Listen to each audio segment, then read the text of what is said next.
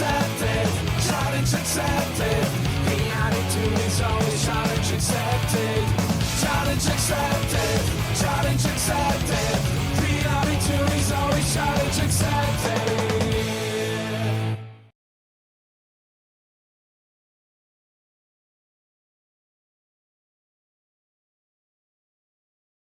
Welcome to the Lightning Talks, the conference feature that runs faster than your CI/CD pipeline on Friday deploy.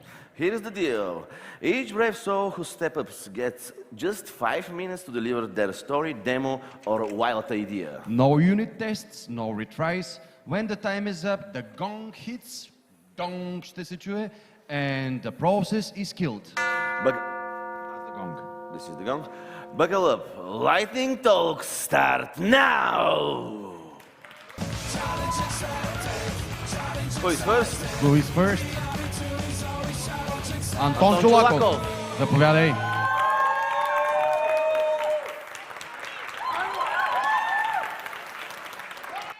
Thank you. Okay, so I was wondering what to tell you guys. I don't have a very good idea of what I'm about to talk right now, so bear with me. Usually that's how I work. First of all, what do you think about the volleyball match today? The finals, we lost to Italy. Disappointed people? Yes. Yeah. Do you consider this a failure by the Bulgarian team? Do you think that the team feels disappointed and they feel it like a failure? I can assure you that they do. I want to start with that because I'm pretty sure that what the team discussed today after the match is that they want to come back next year and actually win it. And they will. But yeah, the moral of the story is no matter what you do, at the end, if you fail or you feel like you failed, you just open up new opportunities. In this very moment, it's really important to think about the people. So my topic there is called software, like scratched development, and instead of software development, we want to focus on people development. We want to talk about the people because people are the single thing that actually matters in your environment, in your culture, in your relatives, in pretty much everything that you do. So probably this is going to be a tricky question for all of you, but please raise your hand if you care. Well, not if you care, but if you're not scared to do it. If you feel like your work is being respected and recognized by the company you work with. Okay, that's good, that's good. I hope that's going to be the case for all of you. I know some of you are a bit biased, that's why you rose your hand. But that's not really important. So, half of my time is gone, so I'm just going to stick back to my notes here because I usually talk a lot. I want to tell you that I've been in all of it. I've been part of a startup, scale up, I've been part of outstaffing, outsourcing, and now I am trying to be a good manager in an enterprise company. The problem with all of that is everything is different. No matter where you are, you're always going to face different challenges. You have to accept them all, obviously, that's why we're here. So, if you don't care about your people, if you're a manager, team lead, or something of the sort, things are not going to work quite well. If you are not on that position quite yet, then you need to always have that in mind. If you don't feel respected, if you don't feel that the company keeps their boundaries towards what you do, towards what you believe in, then probably that's not the place for you. Then you need to work with someone who can make something else happen for you. And what else do I have here? The process. So we, as software companies, as leaders, as developers, we need to care about the people around us. People around us should also care about something really important, which is called a process. So if you end up in a place when there is no a good process established, push for it.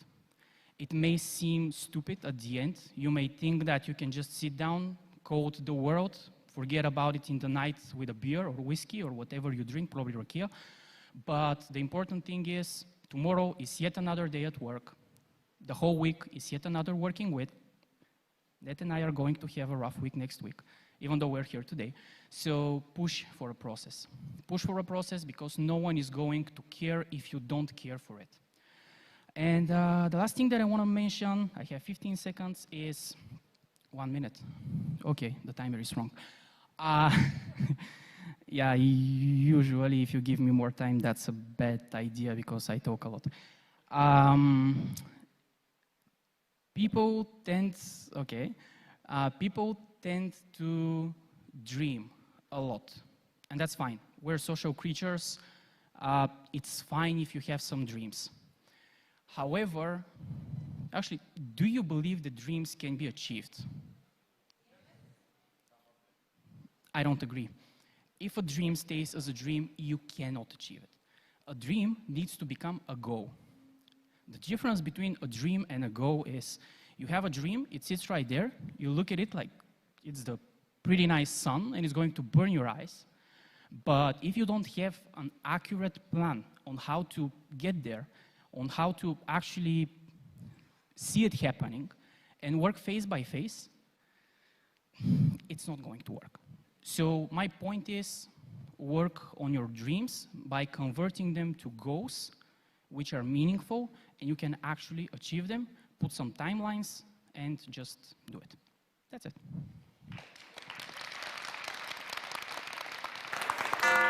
Round of applause of Anton Chulakov. And now the next speaker is Spasimir Pavlov. Make some noise.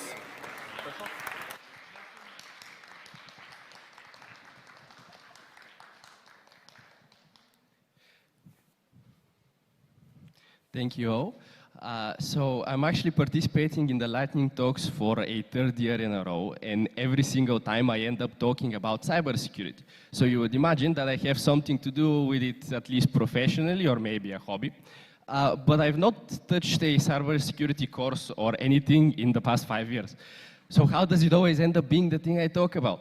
Well, there's two reasons. The first one is that it always ends with the most interesting outcomes out of anything else I can tell you. And two, it turns out that whatever kind of developer you are, security is actually quite a big part of your job, or at least it should be. Because even if you don't think you need to do it, you will end up in some situation where stuff's gotten really bad, and now you have to learn it really quickly, and it's already too late. So let's try to not get to that point. What I want to talk about is a quick story where a very large company, which I will not name, for reasons, had a vulnerability that allowed me to control other students and teachers' computers with a vulnerability that was covered in any tutorial, any beginner tutorial for backend or full stack programming. That's password hashing. It was a system that allowed our teachers to control our computers, walk them, see what we were looking at, control them, do anything, literally remote code execution. So you would think that they probably had some quite beefy security, and I would imagine that as well. But I just started looking without any real hope of finding something. I was just interested in the system. I opened it up on my school computer. I found out that it used passwords for authentication. And so I imagined that they would be hashed, and maybe the teacher will set them to make sure that it is the teacher trying to control my computer. So I got home, and I installed the application, one teacher instance on a virtual machine, one on my computer, and I started playing with it. And it's not a web app, so you can just open DevTools, and maybe they imagined that because you can't open DevTools, it's not really a problem, you can't inspect traffic. But Wireshark exists. So you open up Wireshark, and you look through the first request, and you do a Control F for the password that you just put in, and it's the first thing that the teacher sends to the computer. And as it turns out, the password is always the same for the entire group of people. So I returned to school the next day with no ill intention, just having fun, and I opened up Wireshark, and I waited for my teacher to look at my computer through their screen. They did. And so I saw the password, and I downloaded a teacher instance. I put the password in, expecting to be able to control all of my other classmates' computers. And to my surprise, I got all of the computers in the entire school, plus the teacher's computers.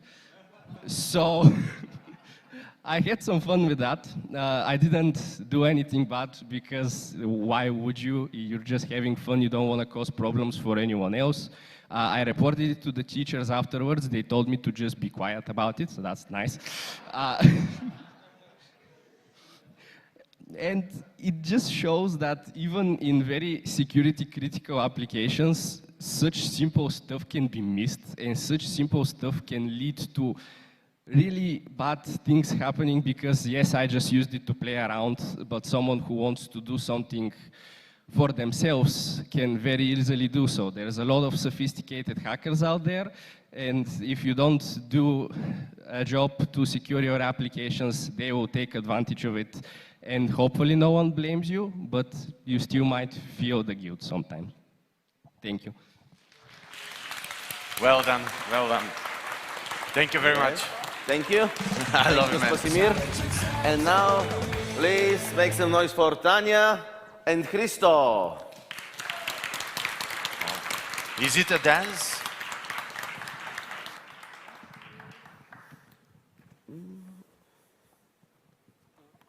Hello, everybody. My name is Tanya. And my name is Christo, and I want to start with one quick question. How many of you have pets? Okay, that's great. and I want to ask a follow-up question. Thank you.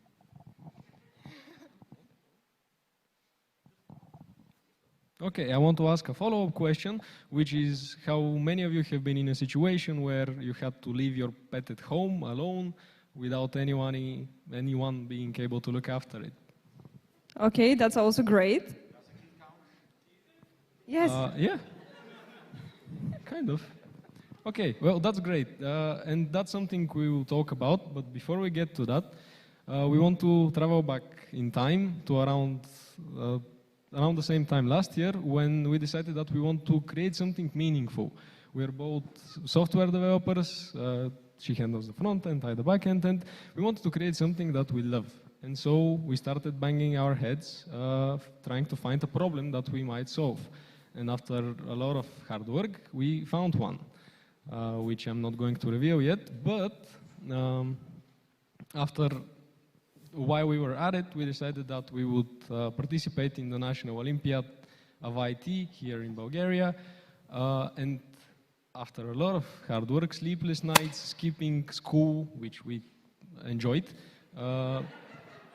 we won the first place. And yeah, congratulations to us.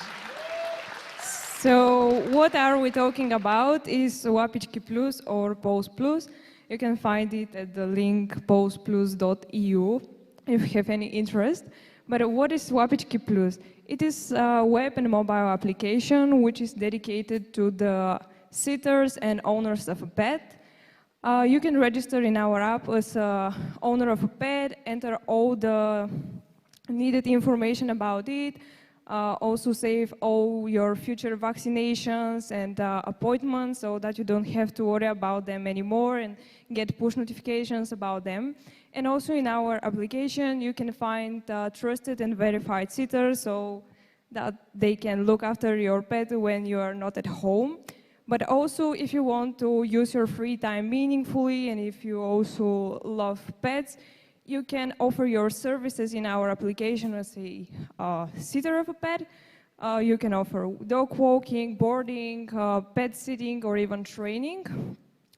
You can create flexible schedule, put your own prices, but before you become visible in our system, you have to go through a process where admins verify you so that we can keep our system verified and trusted.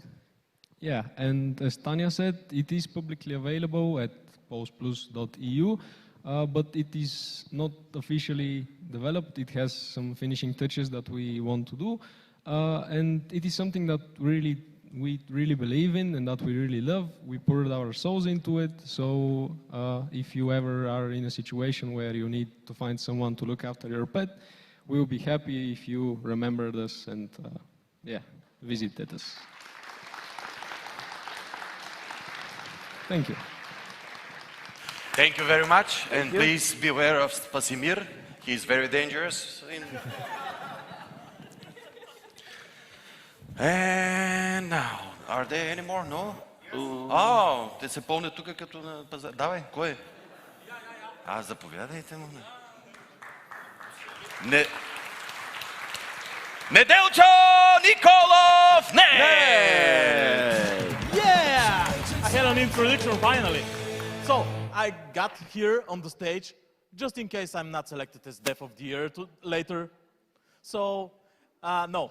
Really, I wanted to talk about something that is really dear to me. I see a lot of professionals here, a lot of people that know a lot of stuff. And I want to just remind you and tell you that it's a great thing to share that knowledge with people. And today we had a couple of representatives of good programs that you can participate in. We had Аз мога тук и сега, I can, here and now. We had also Mentor the Young, which is a great program that I'm part of. Also, we had Софтуни Будител. Yeah. So, if you want, if you can, please join such program, share your knowledge. There are a lot of good kids, a lot of great kids that needs some push. They need some information. They need someone to mentor them and to learn something new, to start their careers, and just to be ready to be the next best professionals that you can face in Bulgaria. Thank you.